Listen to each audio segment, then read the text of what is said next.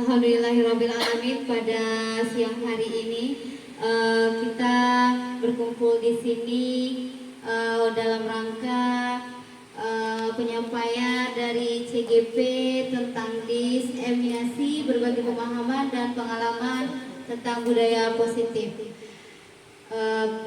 Puji dan syukur kehadirat Allah Subhanahu wa taala dan salawat beserta salam tidak lupa pula kita hadiahkan kepada Nabi besar ya Nabi Allah, Nabi Muhammad sallallahu alaihi wasallam.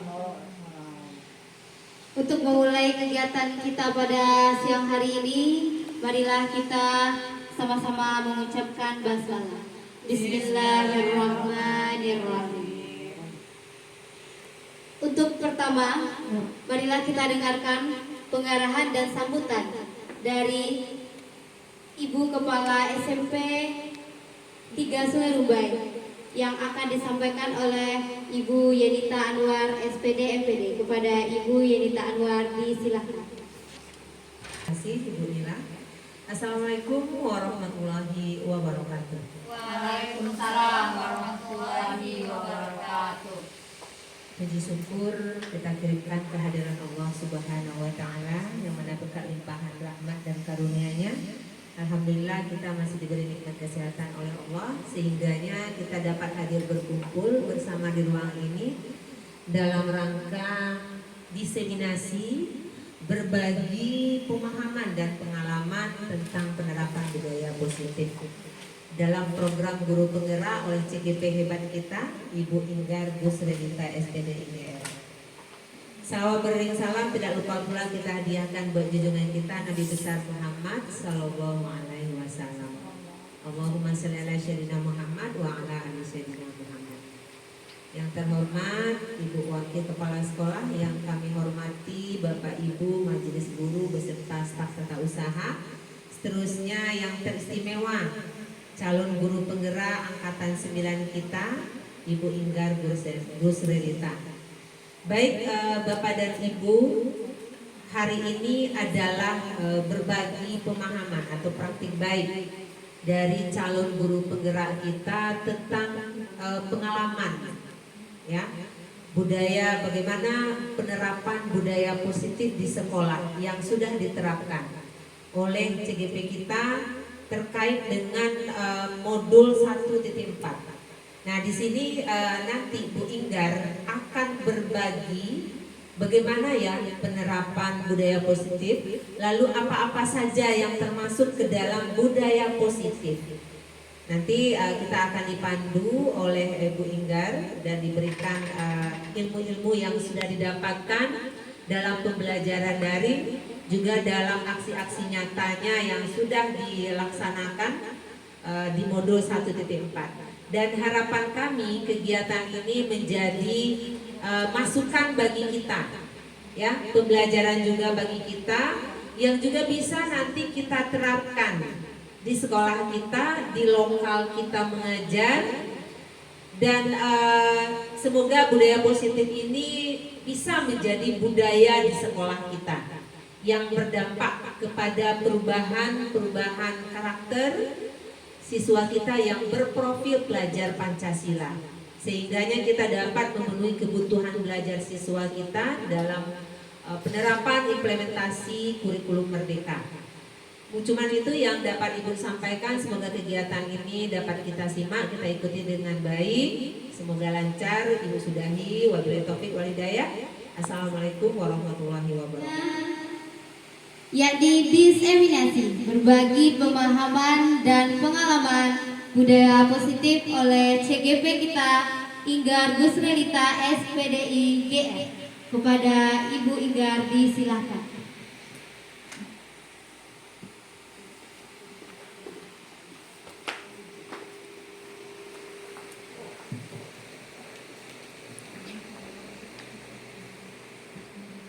Bismillahirrahmanirrahim. Assalamualaikum warahmatullahi wabarakatuh.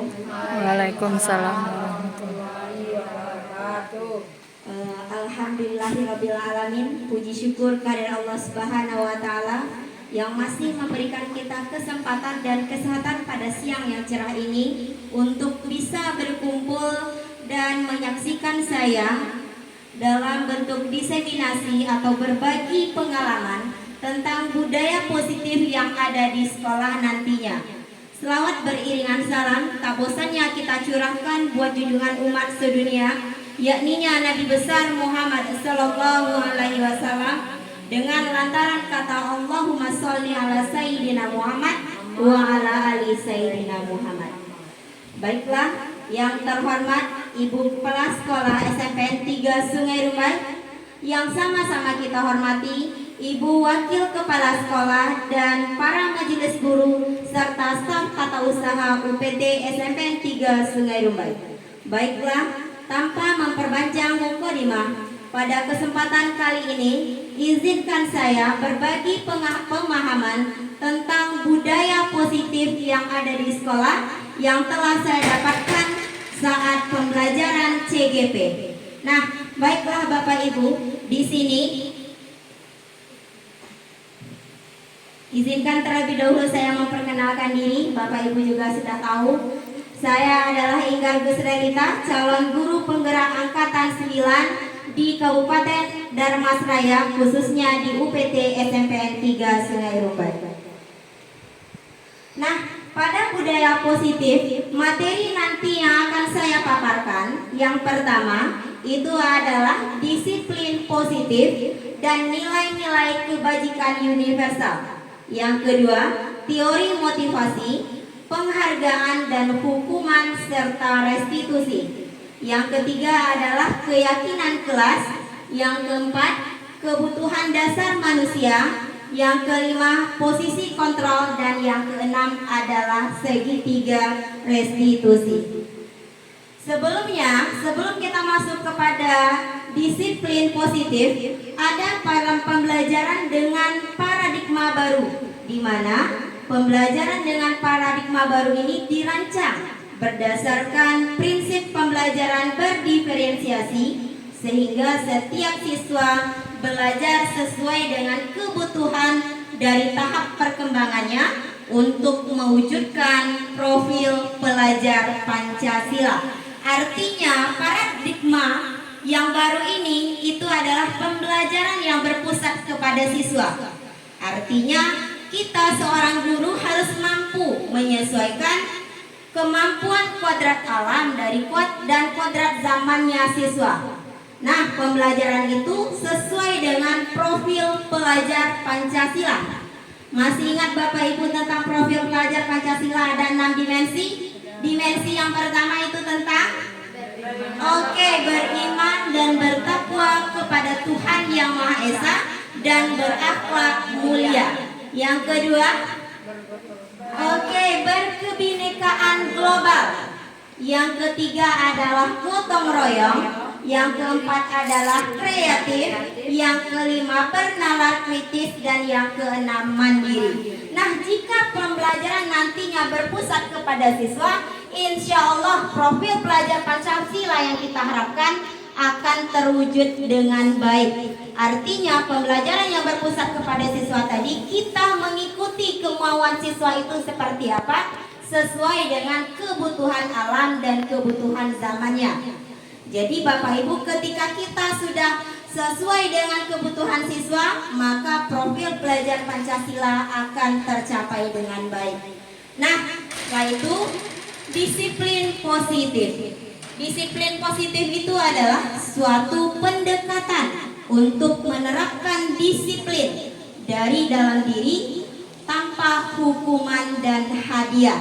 Disiplin positif perlu diterapkan baik dalam lingkungan keluarga maupun di lingkungan sekolah. Dengan menerapkan disiplin positif diharapkan tindak kekerasan dapat dihindari. Nah, pada disiplin positif ini, pendekatan disiplin positif bukan mengenai anak atau peserta didik secara langsung, melainkan bagaimana cara orang dewasa yang memberikan dampak dan pengaruh positif terhadap anak atau peserta didik kita. Pendekatan disiplin positif menitik beratkan pendekatan yang positif tanpa kekerasan, memotivasi, merefleksi kesalahan, menghargai, membangun logika, dan bersifat jangka panjang.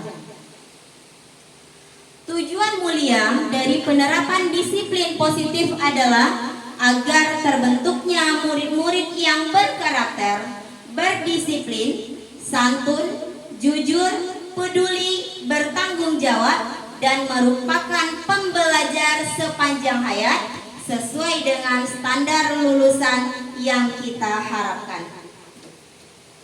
Nah, jadi pada disiplin positif itu ada nilai-nilai kebajikan yang terdapat di dalamnya. Nilai-nilai kebajikan tersebut bisa Bapak Ibu lihat, di mana itu adalah peduli, ada nanti kebersihan, komitmen, belas kasih, percaya diri, bertujuan, tenggang rasa, gotong royong. Nah, nilai-nilai kebajikan ini adalah hal pendorong terciptanya disiplin positif. Jika di dalam diri kita sudah terbentuk nilai-nilai kebajikan, maka dengan sendirinya disiplin positif akan berjalan dengan baik. Selanjutnya adalah motivasi perilaku manusia. Menurut Gen Gosen dalam bukunya menyatakan ada 3 motivasi perilaku manusia.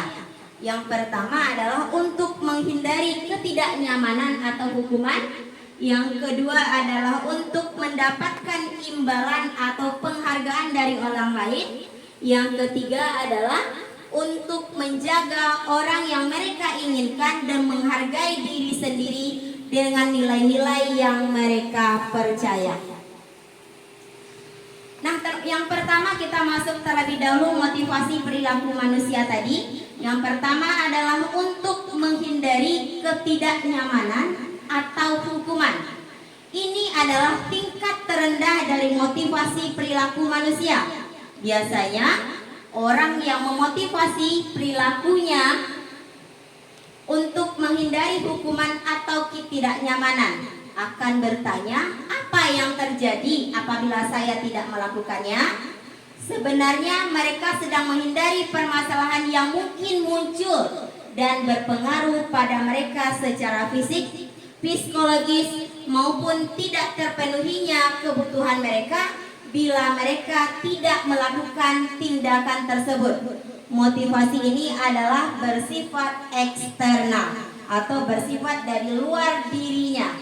Yang kedua adalah motivasi untuk mendapatkan imbalan atau penghargaan dari orang lain. Nah, motivasi ini satu tingkat di atas motivasi yang pertama. Di sini orang berperilaku untuk mendapatkan imbalan atau penghargaan dari orang lain. Orang dengan motivasi ini akan bertanya, apa yang akan saya dapatkan apabila saya melakukannya? Mereka melakukan sebuah tindakan untuk mendapatkan pujian dari orang lain yang menurut mereka penting dan mereka letakkan dalam dunia berkualitas mereka. Mereka juga akan melakukan sesuatu untuk mendapatkan hadiah, pengakuan, atau imbalan. Motivasi ini juga bersifat eksternal. Nah, kenapa nantinya penghargaan atau imbalan atau hadiah itu tidak bagus untuk peserta didik kita? Ini adalah salah satu alasannya, bahwa dia akan menghilangkan motivasi dari intrinsiknya atau motivasi dalam dirinya. Itu akan hilang karena dia akan mengharapkan imbalan saja tanpa dia tahu bahwa itu adalah tujuan dari hidupnya atau motivasi dari dalam diri sendiri. Sehingga nanti ada beberapa hal yang akan saya jelaskan ke depannya, bahwa penghargaan atau nanti imbalan atau reward itu namanya, itu sangat akan mempengaruhi motivasi dari peserta didik kita. Selanjutnya motivasi yang ketiga itu adalah untuk menjadi orang yang mereka inginkan dan menghargai diri sendiri dengan nilai-nilai yang mereka percaya. Orang dengan motivasi ini akan bertanya, akan menjadi orang yang seperti apa apabila saya melakukannya? Mereka melakukan sesuatu karena nilai-nilai yang mereka yakini dan hargai. Dan mereka melakukannya karena mereka ingin menjadi orang yang melakukan nilai-nilai yang mereka yakini tersebut. Ini adalah motivasi yang akan membuat seseorang memiliki disiplin positif, karena motivasi berperilakunya bersifat internal, bukan eksternal. Inilah maksud saya tadi, bahwa penghargaan atau nantinya reward itu akan memedam rasa motivasi internalnya seorang peserta didik, sehingga ketika nanti ada beberapa hal penghargaan yang bersifat positif dan ada beberapa hal penghargaan yang bersifat negatif. Penghargaan yang terus-menerus inilah yang akan menjadi bersifat negatif. Karena apa? Karena peserta didik kita akan melenyapkan motivasi intrinsiknya, sehingga yang muncul adalah motivasi ekstrinsik dari orang luar. Jika dia melakukan ini, dia mengharapkan ini. Jika anak melakukan ini, yang harapkan ini. Sehingga motivasi kesadaran dirinya, nilai-nilai kebajikan yang kita harapkan itu sudah tidak ada lagi pada diri anak, karena sudah tertimbun dan ditanam oleh motivasi ekstrinsit. Eksternal maksudnya ya. Nah, selanjutnya ini adalah model-model yang pertama akan kita pelajari tentang hukuman, konsekuensi, dan restitusi. Sebelum saya masuk ke hukuman, konsekuensi, ataupun restitusi, mungkin ada dari Bapak Ibu yang sudah mengetahui apa itu hukuman, apa itu konsekuensi, apa itu restitusi. Adakah dari antara Bapak Ibu yang sudah mengetahui apa itu hukuman? Biasanya hukuman berbentuk apa Bapak Ibu? Oke, hukuman berbentuk sanksi. Kalau konsekuensi, apa sebabnya? Restitusi. Ada yang mengenal kata restitusi? Belum pernah atau tidak? Bapak Ibu belum pernah tapi belum paham artinya. Oke, nah kita akan mempelajari dan kita akan melihat di mana letak perbedaan antara hukuman, konsekuensi, dan restitusi. Di antara yang tiga ini, mana posisi guru yang paling bagus menurut Bapak Ibu? Menurut kita teka-teki saja sebelum kita masuk. Seandainya Bapak Ibu belum tahu apa itu restitusi, yang Bapak Ibu tahu adalah hukuman dan konsekuensi. Sekarang di antara model kata yang ini ada hukuman, ada konsekuensi, ada restitusi. Mana posisi seorang guru yang paling baik menurut Bapak Ibu? Restitusi, konsekuensi, atau hukuman? Nah, sekarang boleh Bapak Ibu jawab di dalam hatinya. Setelah itu kita akan membahas apa itu hukuman, apa itu konsekuensi, dan apa itu restitusi. Apakah posisi kita selama ini sudah baikkah, sudah benarkah, sudah sesuaikah dengan kebutuhan murid kita? Mari kita saksikan bahwa di sana hukuman adalah bentuk sanksi yang tidak terencana, bersifat satu arah, di mana dalam konteks hukuman untuk siswa hanya menerima suatu hukuman tanpa melalui suatu kesepakatan. Nah, sedangkan konsekuensi adalah bentuk sanksi yang diberikan kepada pelaku atau siswa kita dalam melanggar hukum sebagai akibat langsung dari tindakannya.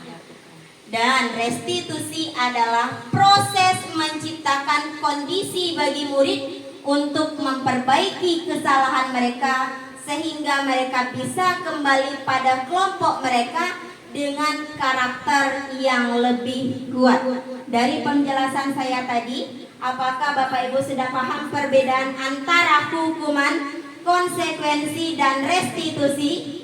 Artinya pada restitusi ini kita tidak menerapkan hukuman.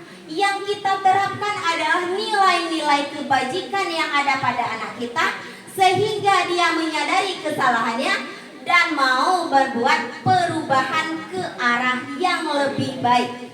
Artinya kalau pada hukuman kita yang penting bahwa itu adalah aturan. Ketika aturan itu dilanggar, maka dia mendapatkan hukuman. Nah, kalau konsekuensi ketika kesepakatan sudah dilalui tetapi dia masih melanggar, maka terkenalah konsekuensinya.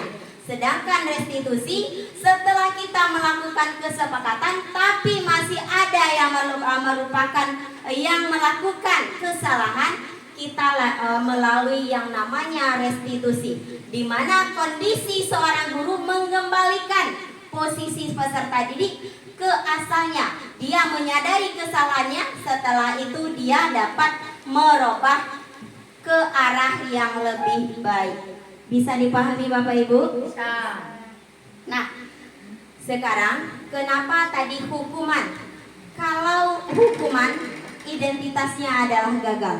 Yang identitas sukses itu adalah konsekuensi dan restitusi. Karena itu merupakan disiplin positif. Nah, sekarang kita lihat pada hukuman. Sesuatu yang menyakitkan harus terjadi. Konsekuensi, sesuatu harus terjadi. Sedangkan restitusi adalah pilihannya. Jadi dia bisa memilih. Nah, setelah itu tidak nyaman untuk murid atau anak untuk jangka waktu panjang. Kenapa hukuman tidak nyaman bagi anak? Karena dia akan dendam kepada kita ketika kita tidak mau mendengarkan apa menurut pendapat dia. Kita harus langsung menghukum tanpa melihat alasannya dulu. Itulah yang menghukum. Nah, pada konsekuensi dia tidak nyaman untuk murid, anak atau dalam jangka waktu yang pendek saja. Kenapa? Karena konsekuensi ini sudah melalui kesepakatan. Nanti mengenai kesepakatan kelas akan kita bahas di slide selanjutnya. Nah, untuk restitusi, menguatkan murid atau anak dalam waktu jangka panjang. Nah, meskipun kata saya tadi, restitusi membutuhkan waktu yang sangat lama. Kenapa? Karena kita tidak bisa merubah karakter anak. Dikit seperti membalikkan telapak tangan yang seperti Bapak Ibu bilang. Oh, anak yang sudah karakternya seperti ini, ketika kita bentuk dia kembali, kita akan susah, memang susah. Tetapi mulailah kita belajar menerapkan restitusi, bukan hukuman kepada anak. Karena apa? Hukuman merupakan jangka panjang yang akan membuat hatinya tersakiti sehingga dendam kepada kita semua. Saya sadar juga, betul juga, ketika saya mempelajari ini, sungguh sangat banyak sekali dosa saya yang telah saya perbuat kepada anak. Kenapa? Karena memang saya akui, terkadang saya tidak mau mendengarkan alasan mereka. Kenapa? Misalnya mereka terlambat, saya tidak mau tahu. Yang penting ibu masuk, Anda masuk. Itu adalah merupakan kesalahan menurut saya. Itu tergantung kepada, kembali lagi kepada Bapak Ibu, bahwa kita harus mendengarkan pendapatnya meskipun mereka nanti berkilah ataupun berbohong. Tetapi ketahuilah, ketika kita meminta pendapatnya, dia akan secara sadar dengan sendirinya meskipun tidak spontan. Meskipun banyak perubahan atau waktu yang kita lakukan untuk perubahan tersebut, sehingga anak-anak itu kembali lagi kepada jati diri yang sesungguhnya. Nah, baiklah Bapak Ibu, sekarang dihukum oleh penghargaan. Kenapa tadi penghargaan kata saya itu tidak baik atau kurang tepat dalam apresiasi anak? Karena penghargaan itu adalah merupakan sifat yang nantinya akan memendam apa dari intrinsik anak itu tersebut. Nah, di mana menurut Alfi bahwa mengemukakan baik penghargaan maupun hukuman adalah cara-cara mengontrol perilaku seseorang yang menghancurkan potensi untuk pembelajaran yang sesungguhnya. Menurut Kohn itu, secara ideal tindakan belajar itu sendiri adalah penghargaan yang sesungguhnya. Artinya bukan penghargaan atau reward eksternalnya yang dibutuhkan oleh anak, tetapi belajar itu sendiri dari dalam hatinya. Itulah penghargaan yang luar biasa. Pernah saya mendengarkan ketika anak kita, mungkin Bapak Ibu sebagian juga sudah punya anak, ketika anak kita yang baik baru bisa membaca, dan kita mau nyerakinya itu akan memendam motivasi intrinsiknya. Itu yang pernah saya baca dan pernah saya pelajari di saat CGP ini. Dan itu pernah saya lakukan kepada anak saya. Sehingga setiap dia melakukan suatu hal yang luar biasa, dia butuh penghargaan kita. Kenapa mama tidak senyum, katanya. Itu yang saya lalui terhadap anak saya sendiri. Itu ya. Kenapa ketika dia bisa menyelesaikan suatu pekerjaan sendiri, dia akan meminta penghargaan kepada kita. Kenapa mama tidak tepuk tangan? Kenapa mama tidak senyum? Nah, inilah alasan yang saya temui, kenapa ketika anak, berikan dia waktu terlebih dahulu untuk mengapresiasi dirinya sendiri.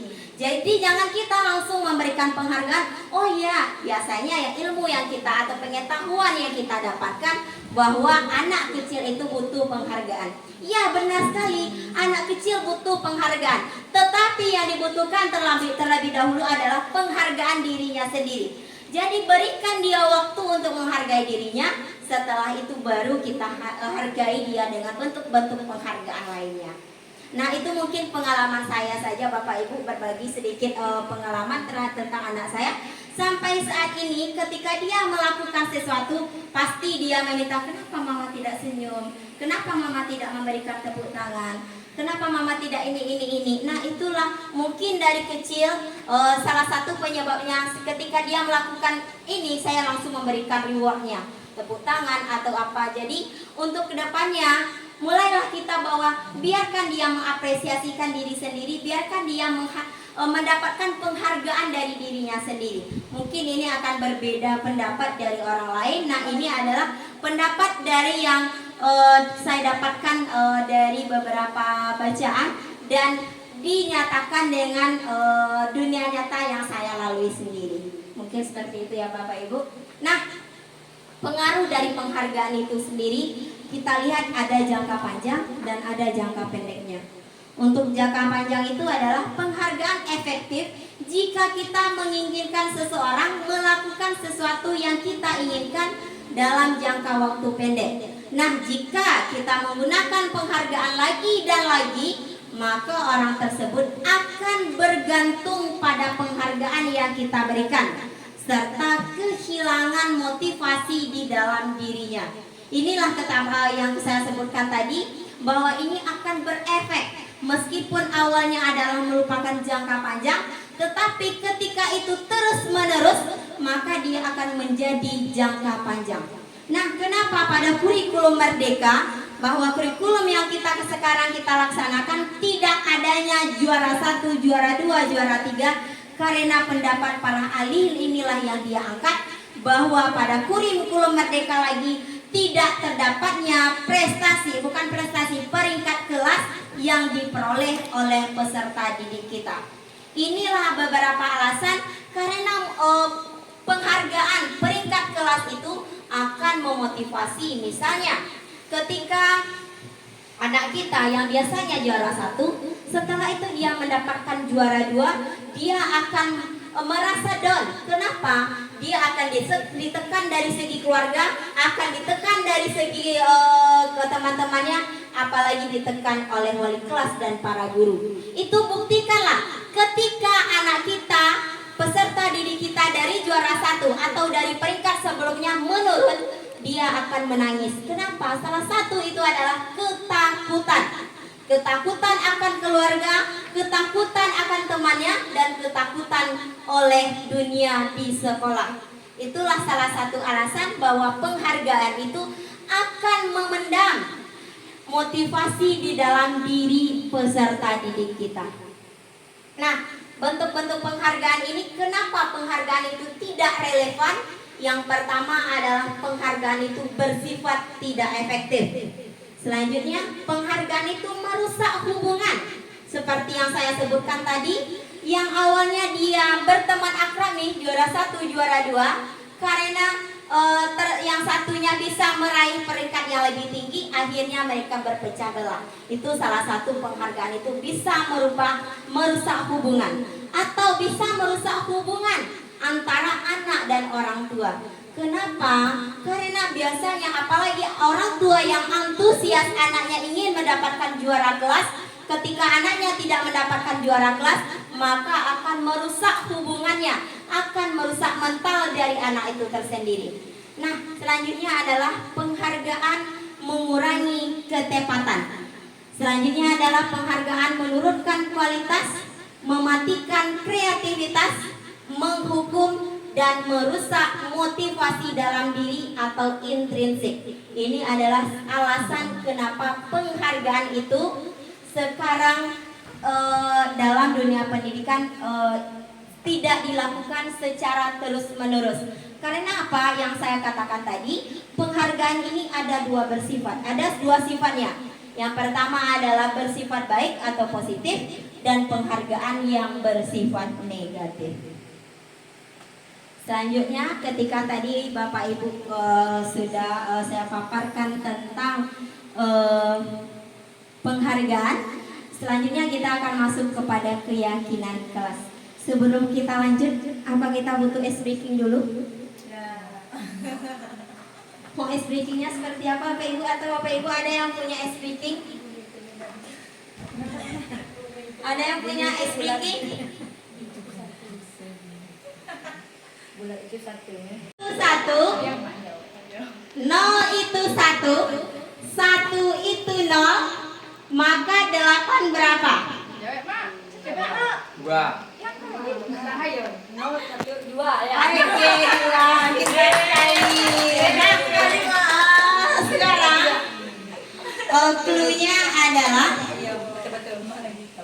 cluenya adalah maju satu. Cluenya kalau bumi itu bulat kayaknya tadi udah tahu semua ya. Sekarang maju satu. Nah, kita jalan-jalan boleh ke luar negeri, boleh sekitar Indonesia. Ya. Bulan Januari kita jalan-jalan ke Denmark. Ya, boleh ke luar negeri, boleh lagi kembali ke Indonesia. Bulan Februari kita jalan-jalan ke Tiongkok. Maka pada bulan Juni kita jalan-jalan ke mana?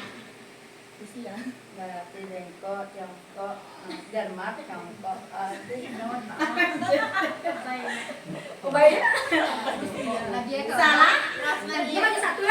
Ya, pada bulan Juni kita jalan-jalan ke mana?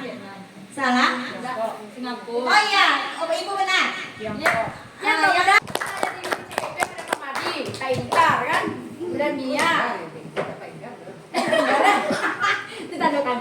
Berarti ke Malawak. Bisa dilanjutkan Oke, Bu, lanjutkan. Oke, sekarang masuk kita lagi keyakinan kelas. Nah, di sana kata pemantiknya mengapa keyakinan kelas, mengapa tidak peraturan kelas. Sekarang apa perbedaan antara keyakinan kelas dengan peraturan kelas? Tadi saya sudah memaparkan tentang disiplin, hukuman, restitusi, konsekuensi. Itu adalah bagian dari materi kita kali ini. Itu adalah keyakinan kelas. Kenapa pada kurikulum Merdeka ini kita lebih mempositifkan kalimatnya daripada peraturan kelas menjadi keyakinan kelas? Kenapa Pak Ibu? Apa perbedaan antara keyakinan dengan peraturan? Pak Madi? Yang lain bisa menjawab. Oke, Ibu silakan. Nah, kalau ini kan dapat kita selesaikan. Kalau peraturan itu sifatnya kayak dipaksakan gitu. Nah, kalau keyakinan itu munculnya lahir dari hati kita. Itu aja. Oke, kita berikan aplaus dulu kepada Ibu Nurwayati. Nah, ada lagi menurut Ananda apa itu yang membedakan antara peraturan dengan keyakinan? Oke, menurut Bapak Ibu, apa siapa yang bisa mengungkapkan perbedaan antara keyakinan dengan peraturan? Kalau dari kakak Pak Po, kakak. gitu dong, kata ibu tuh. Oke, jadi baiklah Bapak Ibu, di sini peraturan itu bersifat individual. Artinya peraturan itu lahir dari beberapa pihak saja yang menciptakan. Sedangkan keyakinan itu lahir dari kesepakatan dari ketika kita membuat keyakinan kelas, maka semua anggota kelas yang ada di dalam kelas tersebut mengusulkan pendapat-pendapat mereka, sehingga itulah yang akan menjadi kesepakatan. Ketika kesepakatan tersebut, itulah yang akan menjadi keyakinan kelasnya. Boleh Bapak Ibu lihat di sana, peraturan kelas biasanya terbit tanpa persetujuan pihak objek yang harus melaksanakan. Seperti peserta didik kita tetapkan peraturan. Pernahkah kita buat dia libatkan dia dalam musyawarah dalam membuat peraturan? Tidak. Itulah kenapa peraturan itu hanya persetujuan pihak tertentu saja. Sedangkan keyakinan kelas itu adalah persetujuan yang dibuat bersama antara guru dan murid, selanjutnya akan ditaati bersama. Misalnya, keyakinan kelasnya adalah mengenai disiplin, masuk tepat waktu. Yang masuk tepat waktu bukan peserta didik saja, melainkan juga seorang pendidiknya atau gurunya. Jadi ketika kita, kalau biasanya peraturan kita dominan, kita tekankan kepada siswa kita, sedangkan kita masih tidak mentaatinya. Tapi pada keyakinan kelas, karena ini merupakan kesepakatan kita bersama, yang kita yakini, yang kita laksanakan, maka semuanya berada pada keyakinan kelas itu sendiri. Nah, sekarang tadi peraturan dengan keyakinan, sekarang kesepakatan dengan keyakinan. Itu berbeda ya Bapak Ibu. Kesepakatan dengan keyakinan.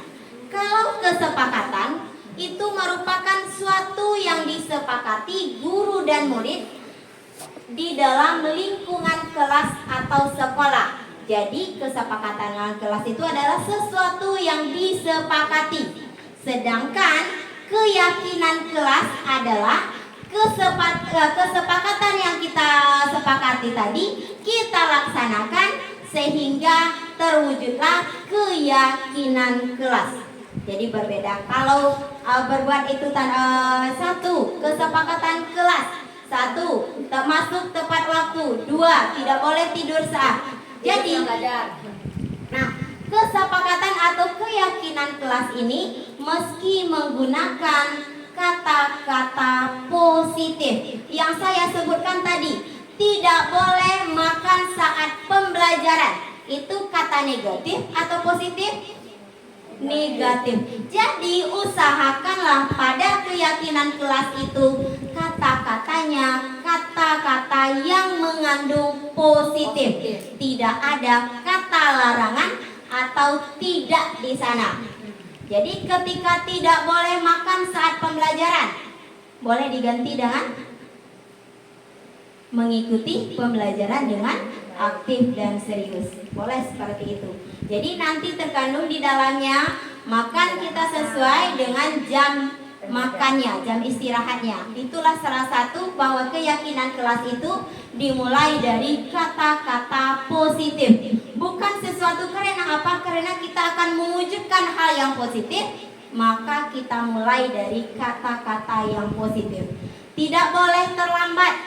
Tadi kata positifnya adalah datang tepat waktu. Tidak boleh berkata kasar. Iya, berkata tutur lembut atau saling menghormati dan menghargai. Nah, bisa seperti itu. Jadi ungkapkanlah kata-kata nilai-nilai kebajikan yang sudah saya paparkan tadi untuk membuat keyakinan kelas kita. Nah, di sini keyakinan kelas itu adalah bersifat lebih abstrak daripada peraturan yang lebih rinci dan konkret. Yang kedua, keyakinan kelas berupa pernyataan-pernyataan universal. Pernyataan keyakinan kelas senantiasa dibuat dalam bentuk positif. Seperti yang saya katakan tadi, bahwa bentuk-bentuk dari kalimat-kalimat dari keyakinan kelas berbentuk positif. Nah, selanjutnya, keyakinan hendaknya tidak terlalu banyak sehingga mudah diingat dan dipahami oleh semua warga kelas. Kenapa? Kenapa ketika kita buat sebanyak mungkin keyakinan kelas ternyata tidak bisa kita laksanakan dengan baik, itu percuma saja. Jadi lebih baik kita mengungkapkan yang universal saja sehingga mudah diingat oleh anak. Karena tadi pada nilai-nilai kebajikannya misalnya disiplin, kasih sayang, saling menghormati dan menghargai, itu adalah termasuk dari nilai-nilai kebajikan yang akan kita tuangkan pada keyakinan kelas kita. Nah, selanjutnya, keyakinan kelas sebaiknya sesuatu yang dapat diterapkan di lingkungan tersebut. Jadi ketika kita membuat kesepakatan kelas yang akan menjadi keyakinan kelas kita, tetapi kita menerapkan di luar lingkungan, menurut Bapak Ibu akan dapat dilaksanakan atau tidak? Nah, jadi buatlah kesepakatan dan keyakinan kelas yang sesuai dengan kondisi kita, yang sesuai dengan memang apa yang akan kita inginkan. Jangan terlalu jauh kita berpikiran sehingga yang di dalam lingkungan saja kita tidak bisa kuasai. Nah, selanjutnya, semua warga kelas hendaknya ikut berkontribusi dalam pembuatan keyakinan kelas lewat kegiatan curah pendapat.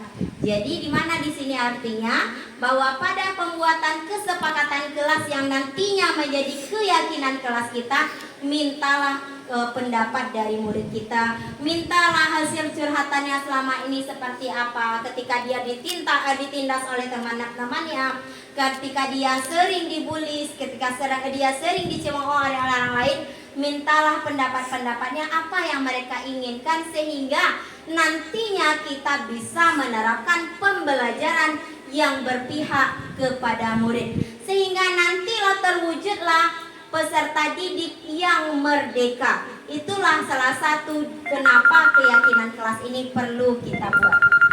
Bapak Ibu, kita lanjutkan, masuk kita lagi kepada 5 kebutuhan dasar manusia. Yang pertama adalah kebutuhan bertahan hidup, di mana kebutuhan bertahan hidup ini adalah perlunya makan dan minum bagi peserta didik kita. Kenapa ini merupakan kebutuhan dasarnya? Karena kita memang ketika kita tidak makan atau minum, maka bisakah kita nanti melangsungkan kehidupan dengan baik? Tidak, tentu kita akan merasakan lapar dan haus. Begitu juga peserta didik kita, dia butuh makan dan minum meskipun nanti pada saat pembelajaran dia punya alasan ingin ke kantin atau bagaimana, tapi ketika dia sudah mengungkapkan pendapat, berilah dia kepercayaan. Nantinya jika kita berikan kepercayaan, maka bisa nantinya dia pegang kepercayaan yang sudah kita berikan.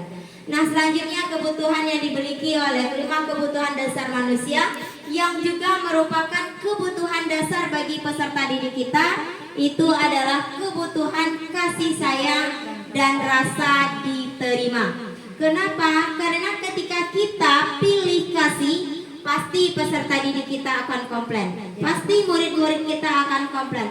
Oh, ibu anak muridnya hanya ini. Oh, guru kesayangan guru ini. Kesayangan guru ini. Maka pasti akan timbul beberapa rasa iri dan dengki terhadap mereka. Yang ketiga adalah kebutuhan penguasaan. Artinya kebutuhan pengakuan atas kemampuannya. Jadi dia juga butuh pengakuan dari kita ketika dia mampu menyelesaikan ini. Maka kita berikan dia penguasaan atau pengakuan atas kemampuan mereka. Yang keempat adalah kebutuhan kebebasan. Artinya kebebasan dalam memilih atau berpendapat. Kita berikan dia kebebasan misalnya ketika tadi dalam mengungkapkan keyakinan kelas, dalam mengungkapkan kesepakatan kelas, berilah dia kebebasan. karena ini merupakan kebutuhan dasar dari peserta didik kita.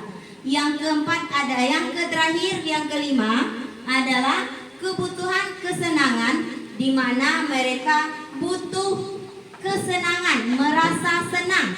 Jadi hargai dia sehingga dia nanti bisa merasakan senang saat berada di posisi kita.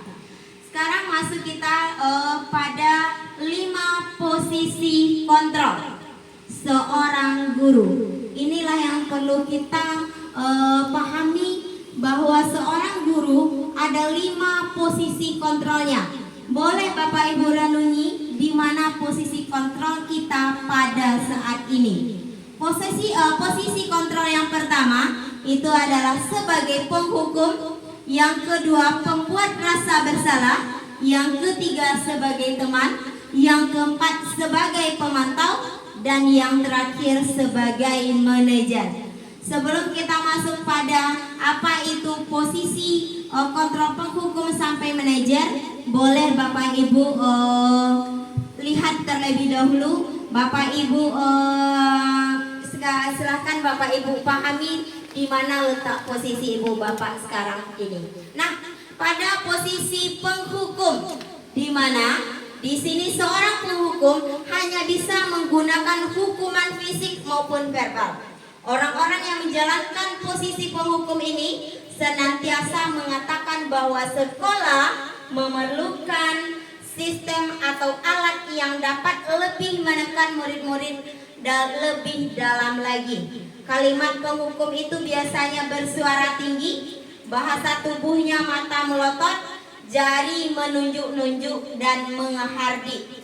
Hasilnya berkemungkinan besar murid akan marah, mendendam, atau bersifat agresif. Bisa jadi sesudah kembali duduk, murid tersebut akan mencoret-coret bukunya atau meja dengan tulisannya. Lebih buruk lagi, sepulang sekolah murid bisa melihat ke motor atau mobil kita dan akan menggores kendaraan tersebut dengan paku. Bisa jadi seperti itu. Nah, kenapa? Karena kita memiliki sifat penghukum menurut mereka. Selanjutnya adalah pembuat rasa bersalah. Di mana pembuat rasa bersalah ini, guru akan bersuara lebih lembut. Membuat rasa bersalah akan menggunakan keheningan yang membuat orang lain merasa tidak nyaman, bersalah, atau rendah hati. Kata-kata yang keluar dengan lembut seperti, "Ibu sangat kecewa sekali dengan kamu ketika dia berbuat kesalahan. Kenapa kamu bisa seperti ini? Ibu sungguh kecewa, ibu tidak ini." Nah, itu merupakan pembuat rasa bersalah, di mana pembuat rasa bersalah ini menggunakan nada suara yang memelas, halus, sedih, bahasa tubuhnya biasa merapat kepada anak atau merangkul. Nah, hasilnya di sini murid akan merasa bersalah telah mengecewakan bapak ibunya. Murid akan merasa menjadi orang yang gagal dan tidak sanggup membahagiakan orang lain. Kadangkala sikap seperti ini lebih berbahaya dari sikap penghukum. Karena apa? Karena emosi akan tertanam rapat di dalam dirinya. Murid menahan perasaan. Tidak seperti murid dengan guru penghukum, di mana murid bisa menumpahkan amarahnya walaupun dengan cara yang negatif. Murid akan lebih tertekan. Seperti inilah yang tiba-tiba bisa meletus amarahnya dan bisa menyakiti diri sendiri dan orang lain. Kenapa seperti ini? Karena dia tadi kita pupuk dengan rasa bersalah, sehingga dia menyalahkan diri sendiri dan suatu saat akan meledak, melukai diri sendiri atau melukai orang lain.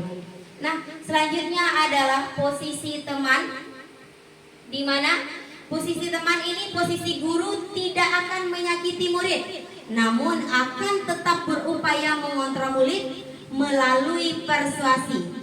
Posisi teman pada guru ya bisa negatif ataupun positif. Positif di sini berupa hubungan baik yang terjalin antara guru dan murid. Dan murid di posisi teman menggunakan hubungan baik dan humor untuk mempengaruhi seseorang. dan mereka akan berkata, ayo bantulah ibu, ayo bantu ibu ya, ini demi ibu, nanti ibu dimarahi oleh kepala sekolah. Nah, ini salah satu bentuk bahwa kita menggunakan posisi kontrol teman.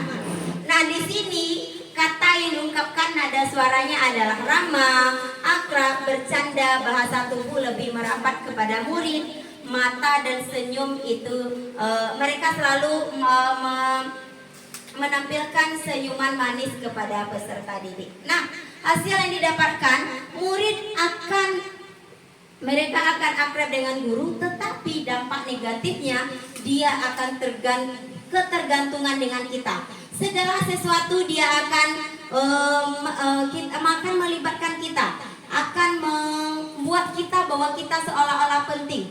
Ketika kita tidak ada, maka disitulah saatnya anak-anak akan merasa down, karena kita tidak ada lagi untuk siswa kita.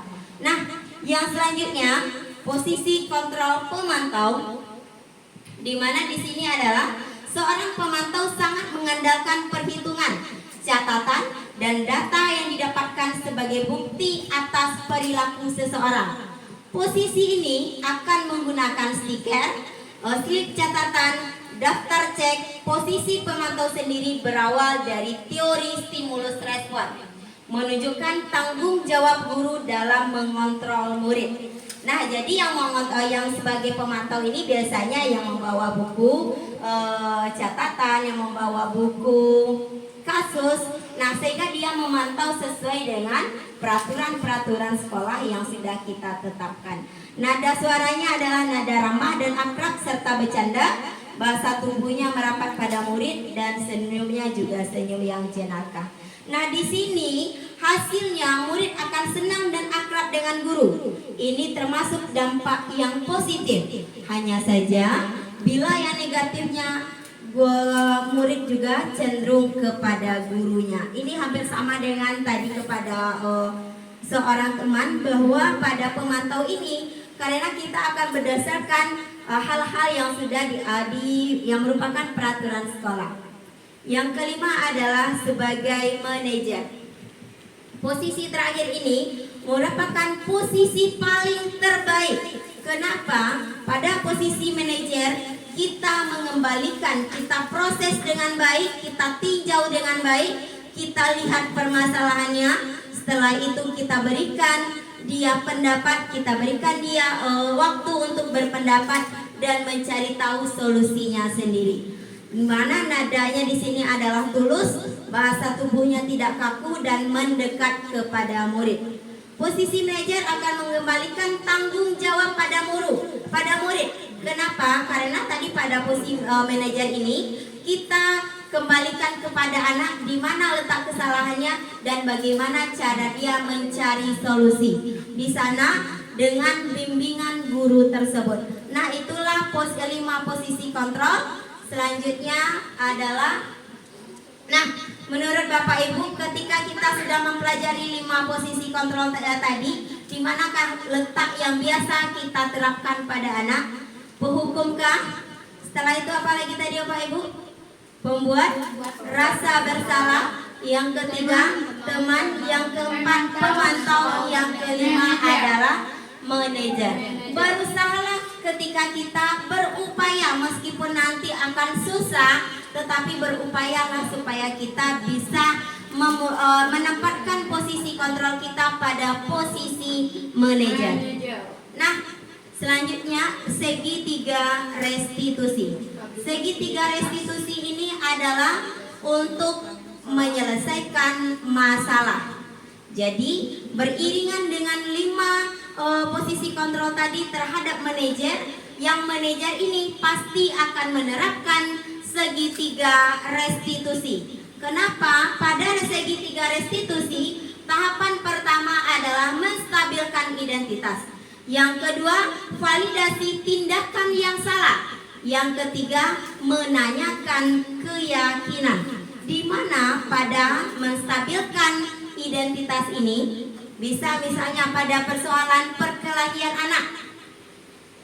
Misalnya anak berkelahi, sehingga langkah pertama kita itu adalah menstabilkan identitasnya. menstabilkan emosinya. Jangan kita saat dia berkelahi, saat dia sedang emosi, tetapi kita langsung dengan menyerempet dia dengan beberapa pertanyaan, maka itu akan menimbulkan emosi yang akan berlipat ganda. Jadi stabilkan emosi dia dulu, redamkan dia terlebih dahulu ketika emosinya sedang meluap.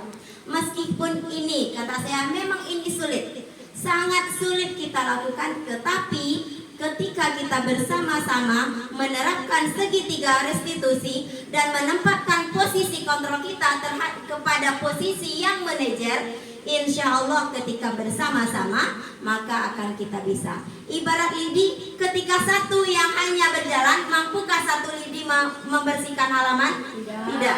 Tetapi ketika kita sama, ibarat semua lidi kita gabungkan, maka insya Allah sampah-sampah yang berserakan bisa kita kumpulkan. Nah, begitu juga lah kita ketika kita menerapkan posisi kontrol dan segitiga restitusi ini. Ketika kita sudah berupaya menerapkan posisi kontrol kita pada posisi manajer dan menerapkan segitiga restitusi dalam konsekuensi kita tadi, dalam tindak kelakuan siswa kita, insya Allah ketika kita bersama-sama maka bisa dijalankan dengan baik. Nah, seperti yang saya sebutkan tadi, yang kedua, ketika tadi validasi tindakan yang salah. Misalnya tadi kasusnya adalah anak kita berkelahi, ada yang emosi, ada yang merasa kesakitan. Nah, kita redam terlebih dahulu emosinya. Itu yang disebut dengan menstabilkan identitas. Yang kedua, validasi tindakan yang salah. Kita lihat validasi tindakan yang salah ini berbentuk pernyataannya seperti ini. Apakah berkelahi itu perbuatan yang benar? Apakah dengan meluapkan emosi itu bisa membuat selesai masalah? Itu adalah langkah-langkah dari validasi tindakan yang salah. Jadi kita bawa dia, seandainya melakukan itu, apakah hal yang akan menyelesaikan masalah? Ketika dia berkelahi atau berapapun itu, apakah itu bentuk dari penyelesaian masalah? Maka itu dinamakan dengan validasi tindakan yang salah. Selanjutnya, menanyakan keyakinan. Seperti tadi, bahwa kita sudah sepakat dengan membuat keyakinan kelas. Kesepakatan yang telah kita sepakati merupakan keyakinan kelas karena kita sudah menerapkannya. Jadi kita tanyakan kembali, apakah berkelahi merupakan keyakinan kelas yang sudah kita kesepakati? Mereka akan menjawab tidak, Bu. Jadi kesepakatan kelas atau keyakinan kelas apa yang sudah anak langgar? Maka seperti itulah beberapa hal pertanyaan-pertanyaan dari segitiga restitusi. Dan saya melihat bahwa penerapan segitiga restitusi ini sudah sebagian besar sudah Bapak Ibu lakukan. Karena apa? Karena kita biasanya melakukan ini tanpa sadar. Dan biasanya kita sebelumnya pasti Bapak Ibu tidak tahu bahwa ini hal-hal yang sudah kita lakukan. Apalagi itu adalah Ibu BK, pasti sudah melalui ini dan sudah saya lihat dia sudah melalui ini. Tetapi mungkin namanya saja yang belum tahu. Ketika kita menstabilkan emosi anak, oh ternyata ini adalah menstabilkan identitas. Karena ketika kita mengarahkan dia apakah ini baik atau benar, oh ternyata ini adalah validasi tindakan yang salah. Setelah itu mungkin yang ketiga yang belum, karena kita belum menerapkan, belum membuat kesepakatan yang merupakan keyakinan kelas kita. Yang langkah satu dan langkah dua, alhamdulillah sudah kita terapkan. Nah, untuk langkah ketiga ini adalah penebalannya. Kenapa penebalan menurut saya? Karena ini kita menanyakan kembali kepada anak keyakinan, apakah kalau seandainya dia melanggar, keyakinan kelas apa yang mereka langgar, kita kembalikan ke identitasnya tadi, bahwa kita kembalikan kepada keyakinan kelasnya. Nah, yang saya sebutkan tadi itu adalah di sini meyakinkan keyakinan. Salah satu pertanyaannya, apa yang kita percaya sebagai kelas atau keluarga? Apa nilai-nilai umum yang telah kita sepakati? Apa bayangan kita tentang kelas yang ideal? kamu mau menjadi seperti apa ketika melakukan ini? Maka kita menanyakan keyakinannya kembali. Kita tanyakan hati kecilnya supaya dia menjadi kepada diri yang baik, kepada pribadi yang lebih baik. Oke Bapak Ibu, sedikit kasus mungkin Bapak Ibu bisa melihat di sana. Kasusnya adalah seperti ini. Sabrina hari ini bangun terlambat dan buru-buru sampai di sekolah. Dia pun akhirnya sampai di gerbang sekolah, tetapi baru menyadari kalau tidak menggunakan sepatu hitam seperti tertera di peraturan sekolah. Di depan pintu kelas, Bapak Lukman memperhatikan sepatu Sabrina yang berwarna coklat. Sabrina berusaha menjelaskan bahwa dia terburu-buru dan salah mengenakan sepatu. Pak Lukman menyadari dan menanyakan kepada Sabrina, apa peraturan sekolah tentang seragam warna sepatu? Sabrina menjawab, sudah mengetahui Pak, sepatu berwarna hitam. Namun karena terburu-buru dan salah mengenakan sepatu, selain tidak mungkin kembali pulang ke rumahnya karena jauh, Pak Lukman tetap bersikeras pada peraturan yang berlaku dan mengatakan, ya sudah, kamu sudah melanggar peraturan sekolah. Kamu salah, sudah terlambat. Salah pula warna sepatunya. Segera buka sepatumu, kalau tidak bisa mengenakan warna sepatu sesuai peraturan. Sabrina meminta maaf dan memohon kembali kepada Bapak Lukman agar tetap dapat mengenakan sepatu dan berjanji tidak mengulang kesalahannya. Namun Pak Lukman tidak mau tahu. Tidak, kamu telah melanggar peraturan sekolah. Kalau tidak sanggup, ambil sepatu di rumah atau diantarkan sepatu ke sekolah. Ya sudah, kamu tidak bersepatu seharian saja di sekolah. Sekarang copot sepatumu dan silakan belajar tanpa sepatu seharian. Sekarang menurut Bapak Ibu, posisi kontrol pada Bapak Lukman itu sebagai apa? Oke, sebagai penghukum. Kenapa sebagai penghukum?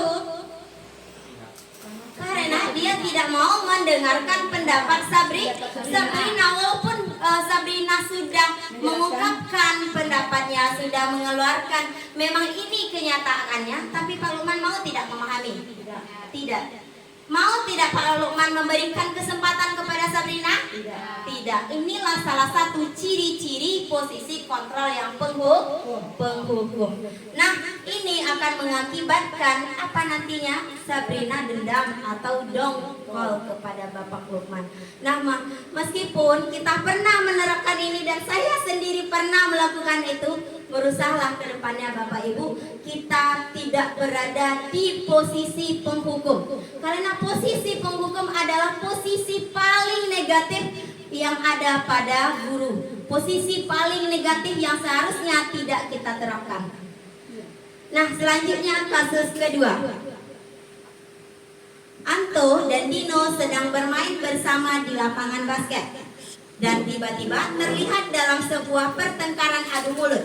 Dino pun menjadi emosi dan mengandalkan kontak fisik, menarik kemeja Anto dan dengan kasar sampai 3 kancingnya terlepas. Pada saat itu, guru piket langsung melerai mereka dan membawa mereka ke ruang kepala sekolah. Ibu Tuti sebagai kepala sekolah berupaya menenangkan keduanya, terutama Dino.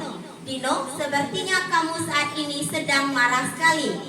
Mendengar itu, Dino pun mengalir bercerita tentang kekesalan hatinya.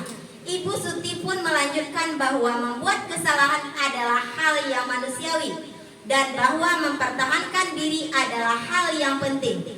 Namun meminta Dino memikirkan cara lain yang mungkin lebih efektif karena saat ini Dino berada di ruang kepala sekolah. Selanjutnya, Ibu Suti bertanya tentang keyakinan sekolah yang disepakati, serta apakah Dino bersedia memperbaiki kesalahan yang telah dilakukan terhadap Anto. Dino pun akhirnya perlahan mengangguk. Kemudian Ibu Suti berbalik bertanya kepada Anto, hal apa yang bisa dilakukan Dino untuk memperbaiki masalah? Dino pun menjawab, saya perlu kancing saya diperbaiki, Bu. Ibu saya sangat marah kalau melihat kancing baju saya sampai copot 3 kancing begini. Ibu Suti pun kembali bertanya ke Dino, apakah yang akan dia lakukan untuk menggantikan 3 kancing Anto yang terlepas? Dino berpikir sejenak, namun menjawab, wah tidak tahu Bu, saya lem kembali mungkin ya Bu. Ibu Suti berpikir sebentar dan menanggapi, kalau dilem akan mudah terlepas kembali Dino. Bagaimana kalau kamu menjahitkan saja? Bersediakah kamu? Dino tampak ragu-ragu dan menanggapi, menjahit? Mana saya tahu bagaimana menjahit Bu. Ibu Suti meneruskan, apakah kamu bersedia belajar menjahit? Dino berpikir sejenak, memandang ke meja Anto dan menanggapinya. Yang mengajari saya siapa Bu? Dengan cepat Ibu Suti menjawab, Pak Irfan, guru tata busana. Dino kembali diam sejenak memandang ke meja Anto yang tanpa kancing. Dan akhirnya Dino mengangguk dan menyetujuinya. Sekarang pertanyaannya, di manakah letak posisi Ibu Suti menurut Bapak Ibu? Di mana letak posisi Ibu Suti? Sebagai manajer. Nah, seperti inilah posisi kontrol yang dibutuhkan oleh peserta didik kita. Kita tanyakan dia, kita kembalikan kepada dia bagaimana cara solusinya. Dia yang mengakui kesalahannya, dia yang akan memperbaiki kembali dan mempertanggungjawabkannya.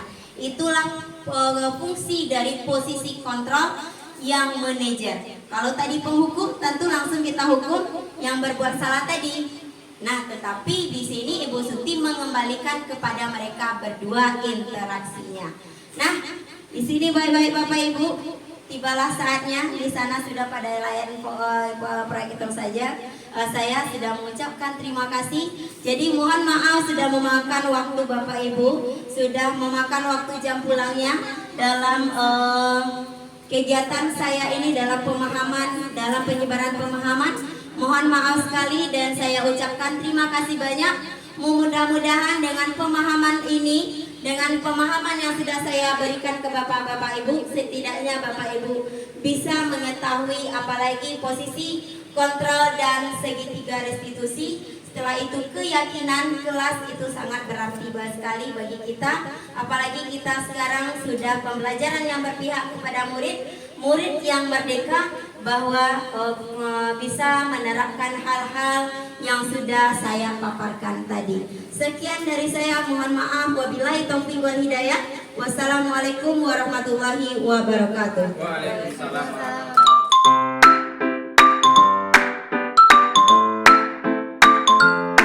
Assalamualaikum Ananda.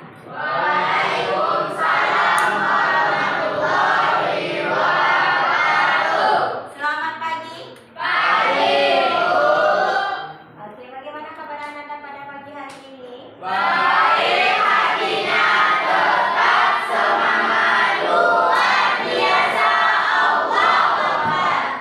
baiklah Ananda. Nah, untuk sebelum memulai pembelajaran kita, nanti kita akan membuat yang namanya keyakinan kelas.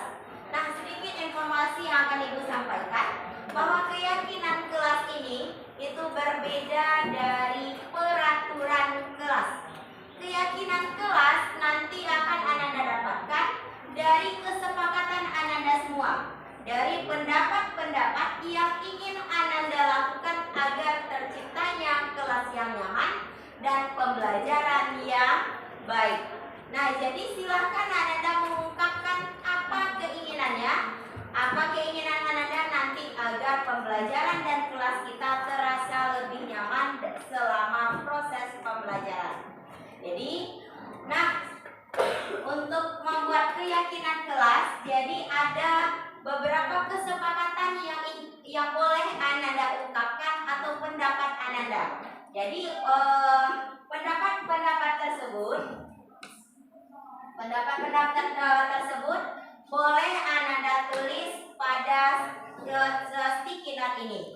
Jadi Ananda ingin seperti apa, boleh Ananda tuliskan di dalam bentuk sticky note ini. Setelah itu tempelkan di depan sesuai dengan keyakinan kelas yang ingin Ananda wujudkan. Bisa dipahami? Oke. Jadi kalau keyakinan kelas ini berbeda dari peraturan. Kalau biasanya peraturan itu adalah diciptakan oleh beberapa unsur saja, tetapi kalau keyakinan kelas itu tergantung kesepakatan kita semua. Jadi keyakinan kelas itu tergantung dari kesepakatan nanti. Anda sepakatnya seperti apa? Nah, seperti itulah keyakinan kelas.